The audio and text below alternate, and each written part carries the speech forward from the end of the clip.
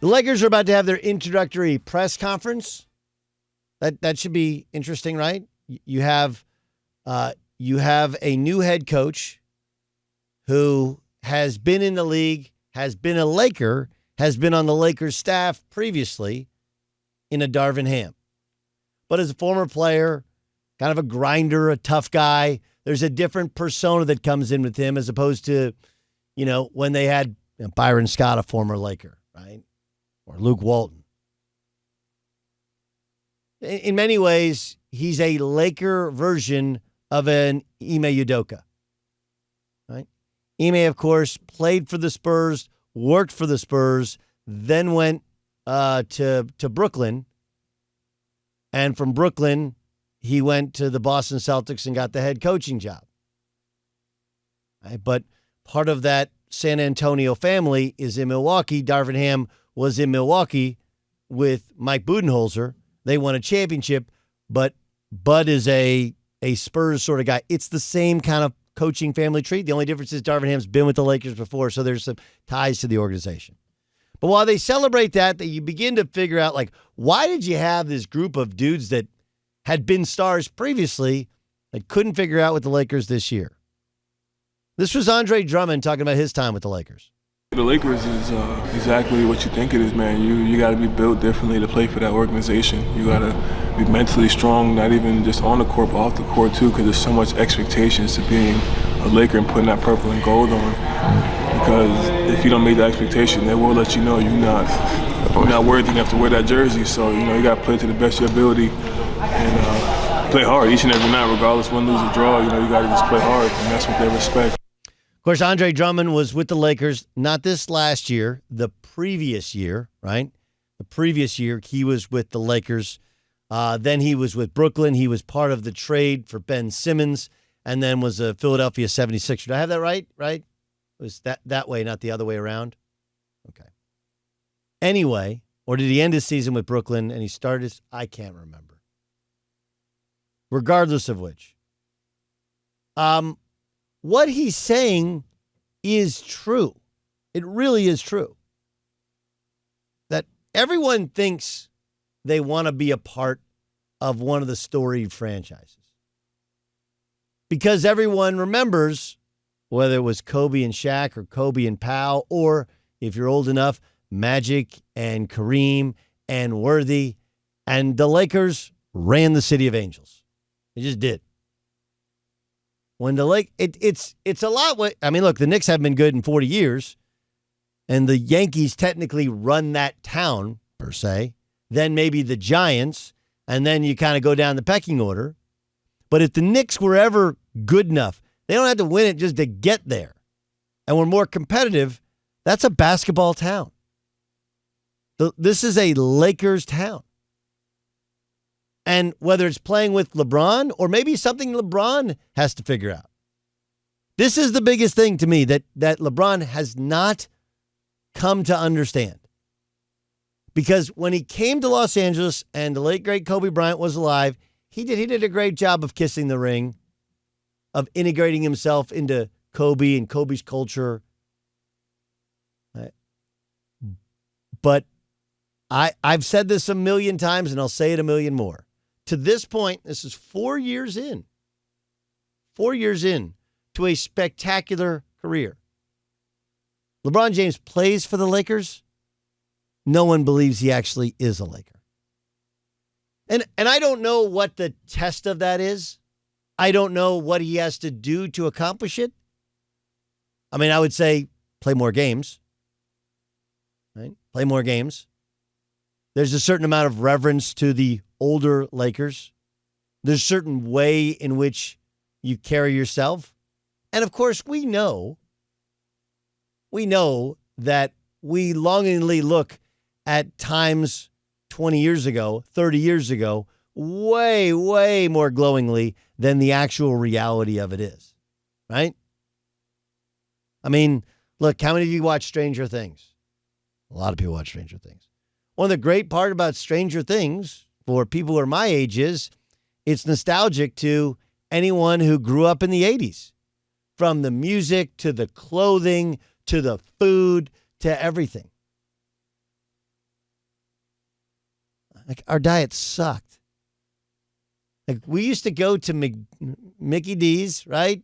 And I live on that stuff. Live on it. Right? Because fast food then, you didn't eat it all the time. It was special. Right? Wait, we're going to McDonald's? Right? Now we take all of that for granted. I mean, think about it.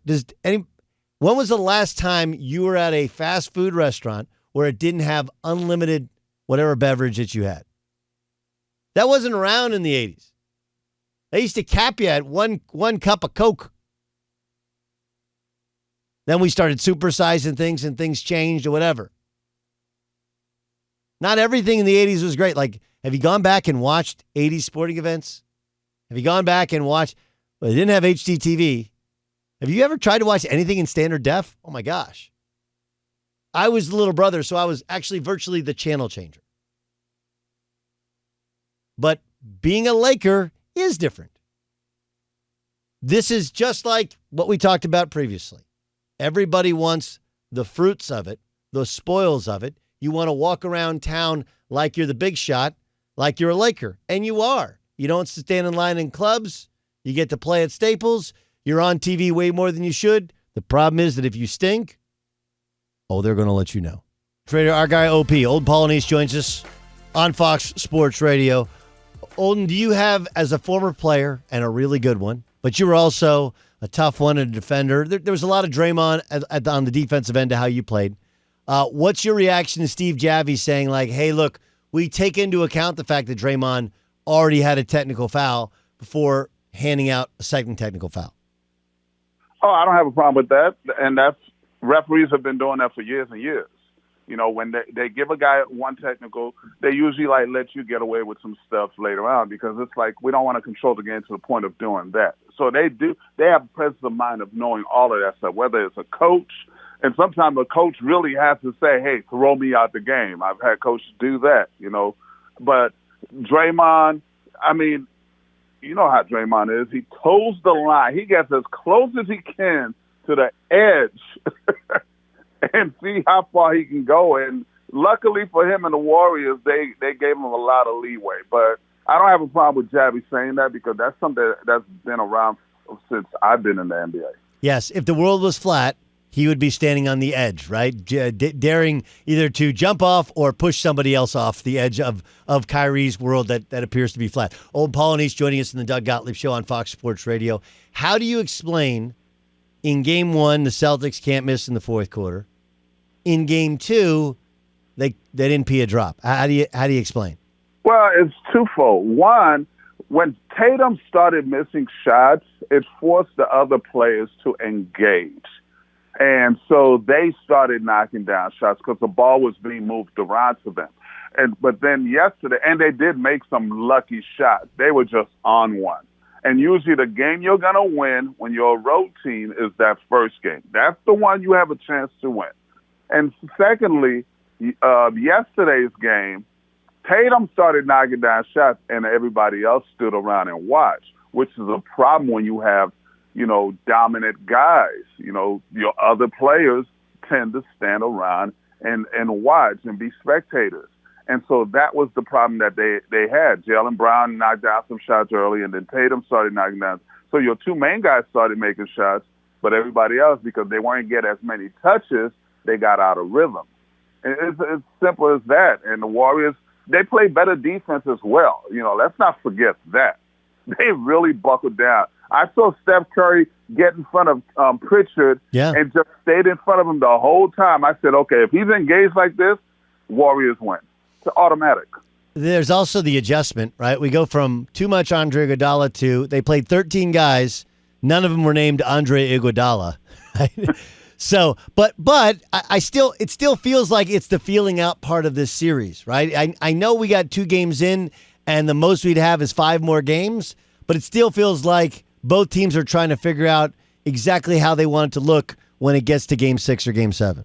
No, the Warriors know what they want to do. What happened was they got, it's the dreaded Warriors philosophy of being relaxed. And they thought they could still be relaxed and turn the switch on. But unfortunately for them, the Celtics made shots. Derek White made a ton of shots that normally probably wouldn't go in. Right. Horford, 26 points.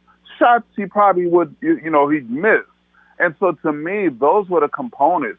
But yet it had to do more with the Warriors' lack of defensive effort and thinking that they could switch it on. And then when they tried to switch it on in that fourth quarter, it didn't happen. So that's what it is. They know what they have to do. The Celtics are doing the feeling out process. It's their first time in this. And so to me, the only person that has some kind of playoff or finals experience is Udoka, the coach. And so everybody else is like, hey, this is our first go-around at this thing. So I think it's going to be a gentleman's sweep, to be honest with you. I think the Warriors figured out, hey, we cannot be lackadaisical. We cannot, come out and play as we did game one. And so to me, that switch has been turned on, and I think they're going to keep it on. It's Doug Gottlieb Show here on Fox Sports Radio. That's the voice of Olden Polynice. Do you think Klay Thompson will ever get back to where he was before he was injured? Yeah, well, I know one thing. The Celtics better hope not. He will, because he's shown that. And again, I always have to go back to and let people know he's around game 50 right now, game 55 of a season, because you basically have to, even though we're in the finals, but he's definitely 50 games into his rehab, as far as playing. And so to me, that's what, February right now. So Klay Thompson mentally, is around February. I mean, rather physically. And so, he hasn't even gotten to the end of the season, from a physical standpoint. With that being said, he's going to have off nights, but he still contributes in other ways. But the Celtics better hope Klay does not show up, because if he does, it's definitely a gentleman's sweep. Did Gilbert Arenas start this? I know Steph gets credit for ruining basketball by taking shots from such a deep distance. I watched Jordan Poole, and the end of quarter one, it wasn't that he shot from nearly half court. It's that it was out of a move. It was in rhythm jump shot, and then the one before that was a 38-footer. I think Gilbert Arenas should get a little bit more credit for taking Hibachi's shots.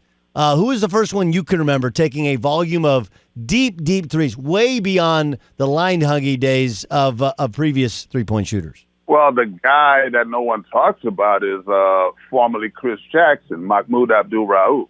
He was the guy that could come down through the legs and pull up right away. It didn't matter where he was on the court. So if Gilbert wants credit, I'm sure Gilbert will give Gilbert credit. But, I have to say this, though, Doug. No, Steph Curry has not ruined basketball. What's ruined basketball is people thinking they can be Steph Curry without training properly or without, putting the work in. That's what ruins basketball. At the end of the day, Steph Curry has evolved the game into something else, but not everybody can be Steph. Not everybody can do what he does. And not everybody's willing to put in the work and effort to become this great shooter. And that's what all these guys do. You got to remember, they are professional basketball players. They do this for a living. The guy at the 24-hour or LA Fitness, you can't just walk out there and think you're going to knock down deep threes like Steph. It's impossible. And so, these are professionals. So I do not call it ruining basketball. I call it the evolution of NBA basketball. You and I completely agree. Last thing, before the series, who'd you like? You like the Warriors before the series? Oh, yeah. I liked the Warriors before. I liked them after game one. I like them now. Why have you They're the better team. Why? What about them is better to you? They're just the better team. They have the most experience. They are the better shooting team. These guys make shots, like the Boston Celtics. Yeah, they'll knock down some shots. Perfect example, again, is the difference between game one and game two. Al Horford, 26 points first game, 2 points second game. Marcus Smart, 18 points first game, 2 points second game, or 22, whatever he had. 18. And then Derek White, he had 22 and then 12. So it's like everybody's game dropped. Whereas the Warriors, it's like they don't care if they miss. They will continuously keep putting pressure on you because why? The threat that they will make it. Clay, as bad as he shot the other night, that once we hit from the left side, Yeah. it was like, because you knew at some point in time he's going to make one, and it was in a key moment of the game. So you can never relax on the Warriors, whereas you can with the Celtics. OP, great stuff. Really appreciate you joining us. Love your informed perspective on all things NBA. Thanks for being our guest on Fox Sports Radio. Oh, you're very welcome, Doug. Take care. That's my guy, Olden Polynice, joining us on the Doug Gottlieb Show, a guy who played it, lived it, broadcasted it, knows it like the back of his hand.